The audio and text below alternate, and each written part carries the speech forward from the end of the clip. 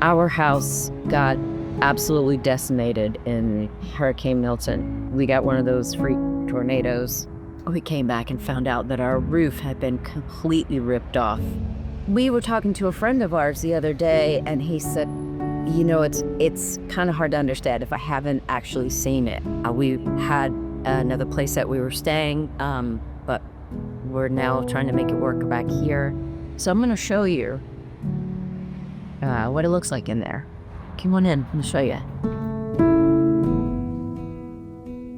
This is what our living room looks like. If you hold back the tarp, you can see it's still over the piano, sorta.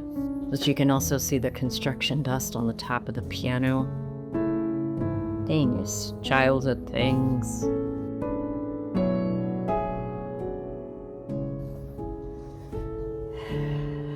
Are things. I mean, they're just things and everybody's safe, but it is, nevertheless, it's a huge shock, and we have to deal with it. This is our kitchen. This is what it looks like. It's lots of different colors because they pulled off all of the cabinets from the wall, and also the cabinets and the wall. I know, Poppy. It's exactly that.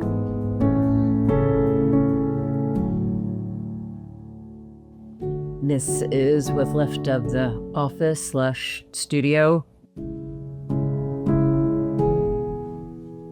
I dug a couple of pictures of Julian's son, Jackson, out of the rubble, because it just seemed wrong for them to be there.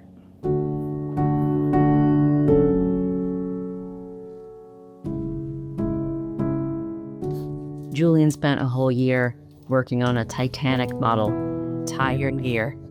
Really detailed work, really beautiful. And this is what it looks like now.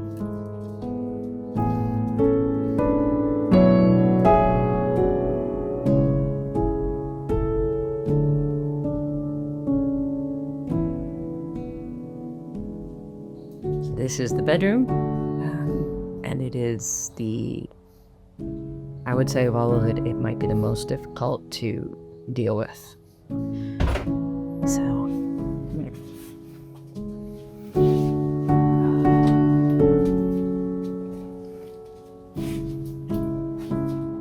wall's gone, ceiling's gone, other wall's gone, and this is how we found all of our stuff. And last year around this time when I was really sick, Julian brought me Christmas. He decorated the whole bed. That really meant something.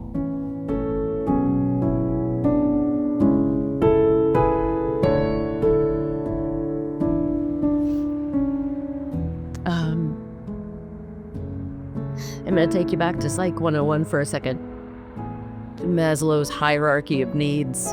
What you need at the foundation to start having any kind of a decent life in this current society. And food, shelter, and clothing are some at the very bottom, at the foundational level. All the way at the top is self-actualization, so, the goals kind of get bigger and bigger. But not having those things, because we didn't have a working fridge until a couple days ago, and we still don't have access to a stove or an oven, sometimes not a microwave. We didn't even have hot water until a couple days ago. It's really hard